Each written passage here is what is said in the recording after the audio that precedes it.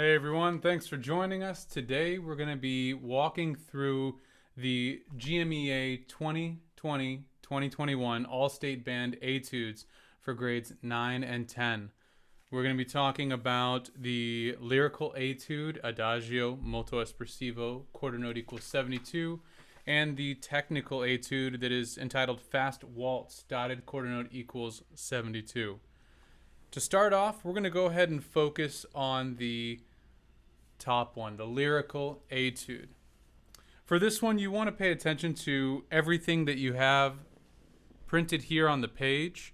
We first have Lyrical Etude to be played at both rounds, so you know that you've got to prepare the entire thing for both rounds, unlike the Technical Etude, where that's only needed the first 8 bars for the first round, and the entire etude for the subsequent round or rounds. So for this top Lyrical Etude, whenever I work on this one, I want to think about playing it just absolutely as smooth as possible and try to pick slide positions and valve combinations that will make your slide work easiest and create the smoothest connection between notes. For example, the very first note is C natural. You can play it in 3 different positions on the bass trombone, either in first position with the first trigger, in flat 2 if you have an independent bass trombone, in flat 2 with the second trigger, or out in 6th position. For this, I like to choose either 6th position or the second valve. It's a lot closer to that D natural 8th note that you have on the second note of the piece. And so I think it's just a lot easier to start here and go to D natural, or out in 6th and go to D natural, rather than starting in first. So you're going to see me use a lot of this second valve throughout this piece as these C naturals move to the B naturals, which I like in either first valve flat 2 or second valve flat 3. Either way, that C right there is really close to that B natural there or the B natural there. It's a lot easier, I think, than moving from first to flat 2. It's just a shorter distance to cover. So when you're working on this one, I would start by take it just a little bit under tempo. Let's get our metronome out. And let's figure out where 72 is. So here's 72.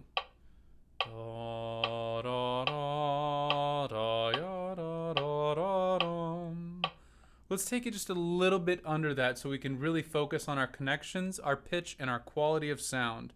So let's start maybe at like 66.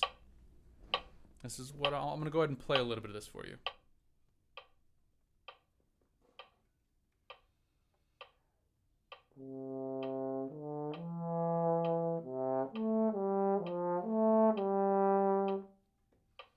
Now, right away, one of the things that you want to make sure you're doing is that on that large leap from the C natural to the A natural, you want to keep your quality of sound the same. So don't let the sound get pinched off as you create those larger leaps.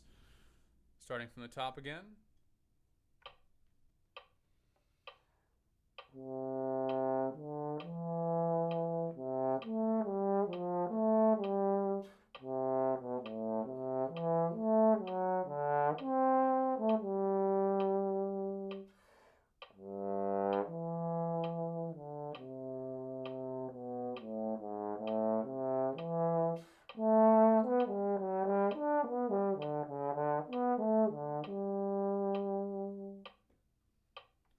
Talk about this section right here. So right here we've got in bar 7 we have a couple different options for that D natural. I think that since we're already in 4th position for the G natural preceding it on the 3rd note of beat 1, I think it makes the most sense to go to our flat 4th alternate position for that D natural.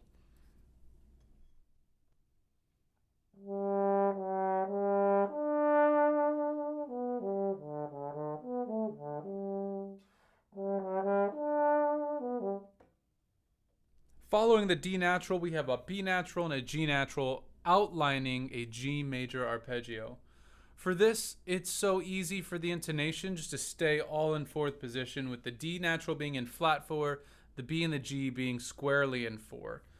The rest of this measure is normal positions. I think that it'll also allow for a smoother slur because you're not having to move the slide very much. You're just having to use a fingertip adjustment to get out to that flat four position from G natural in fourth. As we move along, after that passage, starting the mezzo piano there in bar 8.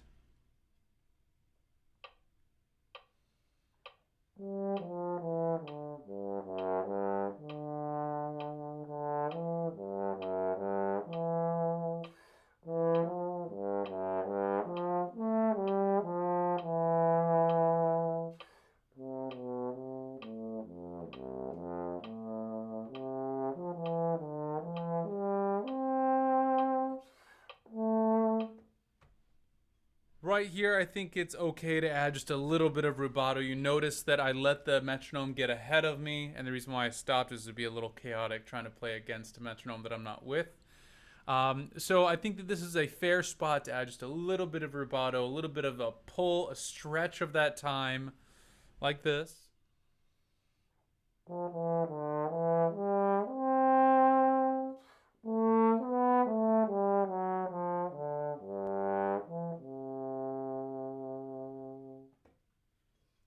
Before I play this for you up to tempo, just a couple more things to think about.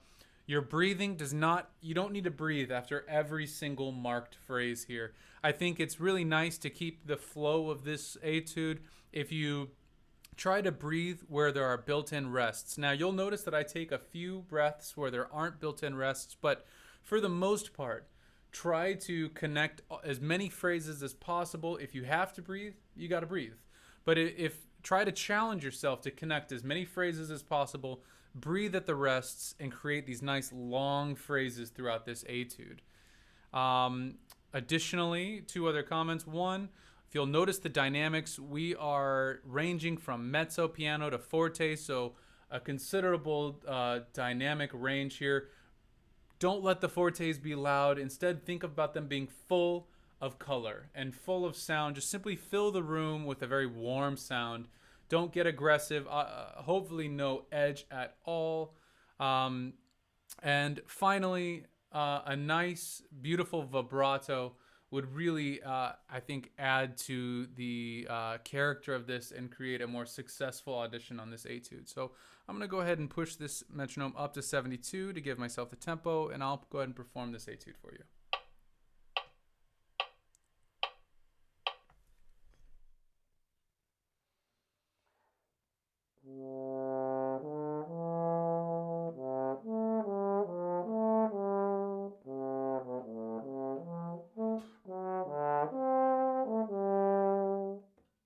Try that one more time.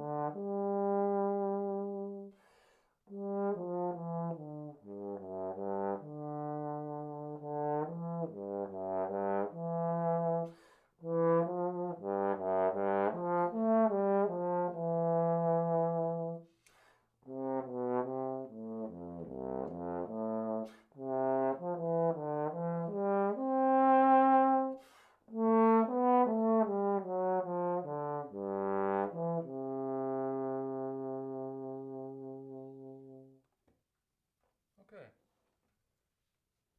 Let's move on to the technical etude now. So for this one, a couple of things that I want to point out ahead of time is we have a lot of different articulations here. So we have the accented articulations, staccato articulations, tenuto articulations, and so those three and we have legato articulations. So we have 4 different articulations, and I really think that that's what the judges are going to be looking for here. They're going to be seeing, can you make the differences in multiple dynamics between 4 different articulations: accented, staccato,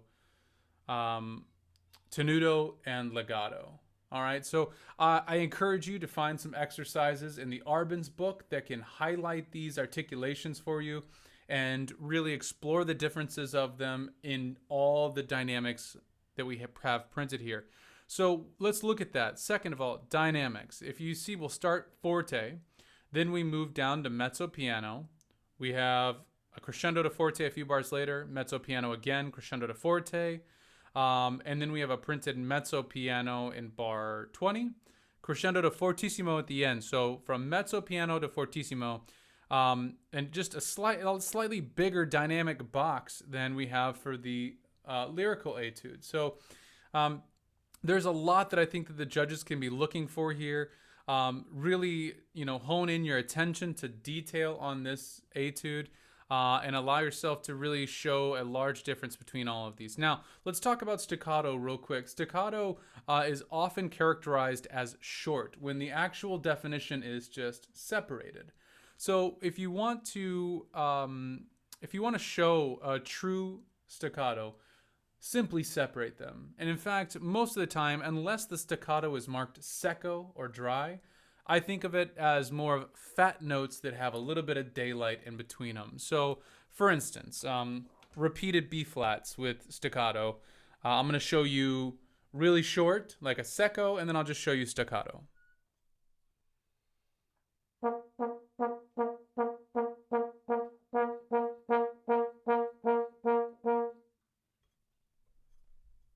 So we have the second one, I think, is what we're going to need to use here, is a fat, resonant note with separation, just a little bit of daylight in between each one of these. The way we're going to shape our accents is exactly the way the accent looks. We want to have a sort of a weighted start to the note and then a taper through the body of the note. So I'll show you repeated B flats with an accent.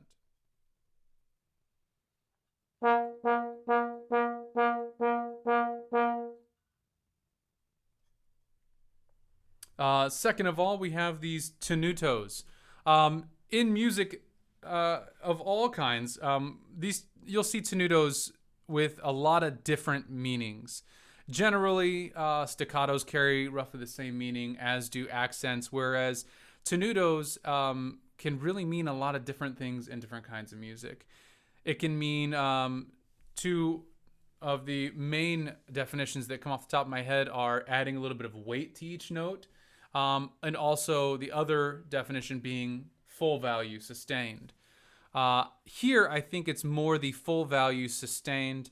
If you'll look at, like for instance, measure 1, 2, 3, 4, 5, we have A flat, G, A flat with the tenutos over it. I don't think that the composer intended for there to be 3 separate weighted attacks on these. I think rather they want the length of legato with the articulation of non-legato. So something like this.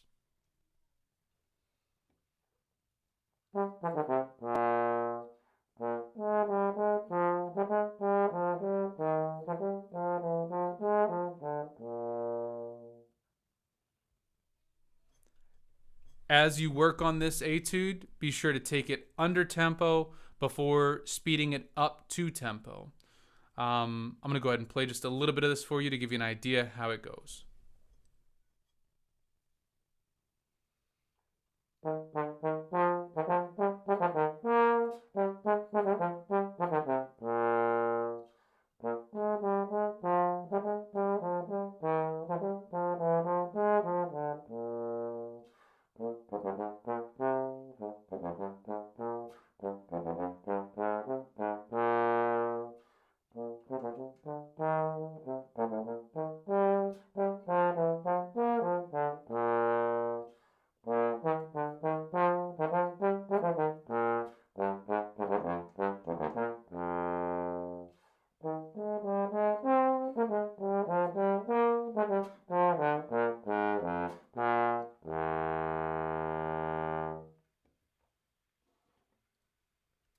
One final note on this technical etude: as you perform the retard and the final bar, be sure that you treat it as though the time is like a stretchable canvas and your notes are printed on that canvas, so that as the canvas stretches, as the time stretches, the notes stretch accordingly and proportionately, right? So that as you're slowing down, be sure not to keep the notes the same length and increase the space.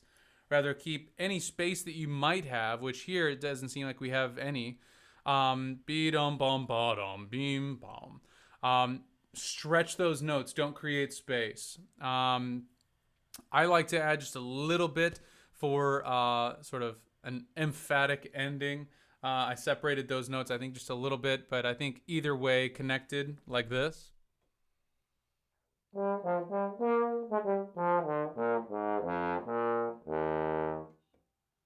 Or like this.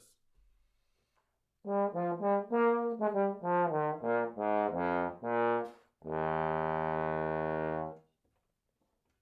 think either way is appropriate. Again, nice slow practice, focusing on those details, all the different articulations in the different dynamics being equally as apparent, right? So even in mezzo piano, make those accents very clear and your staccatos very clear. One final thing, if you have any questions, you can get my contact info through wherever you're finding this video. Also, please check out Slide School, www.slide-school.com, or send an email to info@slide-school.com. You can check me out on Instagram at BassboneBrian. Also, the Slide School at the Slide School on Instagram.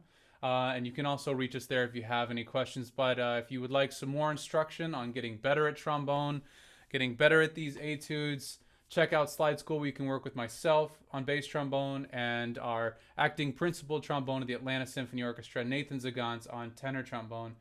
Hope you've enjoyed this and learned a little something today. Happy practicing. Good luck at your auditions. Have a great day.